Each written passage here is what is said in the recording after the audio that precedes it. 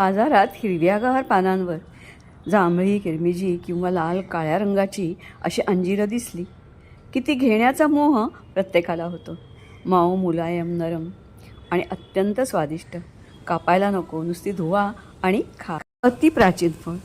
सर्वत्र हिंदू, मुस्लिम, Bible, Greek, Roman, Egypt सर्व प्रांतात आढळणारं आणि सगळीकडे वर्णन केलेलं असं हे झाड.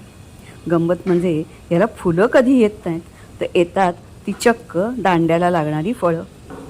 रेगिस्तानची फळं ही सर्वात महागडी मानली जातात, मग ती भारतातील असो किंवा इतर देशातली. महाराष्ट्रात अंजिराची शेतीही केली जाते. ताजं फळ खा किंवा सुकवलेलं, तेवढंच पौष्टिक आणि भरपूर पोषण तत्व देणारं आणि अनेक आजारांना दूर ठेवणारं आणि हकलून लावणारं असं हे झाड असतं. त्याची पानं गुरांना खायला घालतात, ते आवडीने खातात.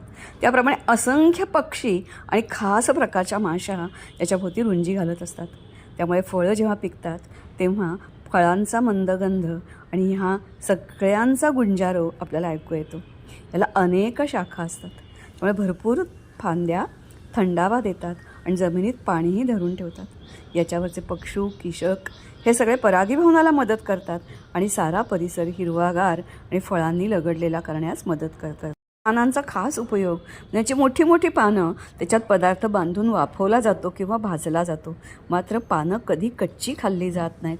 आपल्याला ती थोडी लांब ठेवावी लागतात, पण त्याचा स्पर्श काही वेळेला अंगावर खा जाणवू शकतो. हे फायकस कुळातील झाड आणि म्हणूनच काही वेळेला अंजीर, उंबर, गुलर याच्यामध्ये तुम्ही कन्फ्यूज होऊ शकता. तेव्हा साम्य यांच्यात जरूर आहे, पण प्रत्येकात थोडा थोडा फरक आहे तो जाणून घ्या. याचं फळ सुरुवातीला हिरवं असतं, मग ते असं थोडं थोडं लाल होऊ लागतं आणि मग पिकल्यावर त्याचा रंग बदलत जातो. मात्र पूर्ण पिकण्याच्या आतच ते काढलं जातं आणि विक्रीला पाठवलं जातं, कारण एकदा पिकल्यावर ते लवकर खराब होतं, नासतं. जशी याची शेती केली जाते तसंच हे झाड घराच्या पूर्वेला लावावं असं म्हटलं जातं. त्यामुळे घरात समृद्धी येते.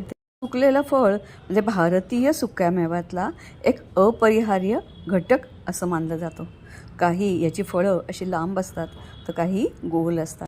फुलं आणि सुगंध नव्हे तर केवळ फळांसाठी हे झाड शेतात लावलं जातं. मुद्दामून शेती केली जाते किंवा घराच्या परसबागेत लावलं जातं. खरं तर हे झाड घराच्या पूर्वेला जर लावलं तर घरात लक्ष्मीचा निवास येतो असं म्हणतात. कारण हे झाड म्हणजे प्रतीक फर्टिलिटी, विजडम आणि पीस यांचं. म्हणूनच अमेरिकेत आणि युरोपात देखील आपल्या छोट्याशा कुंडीत का होईना पण हे झाड लावतात आणि झाडही भरभरून उतराई होतं फळं देऊन.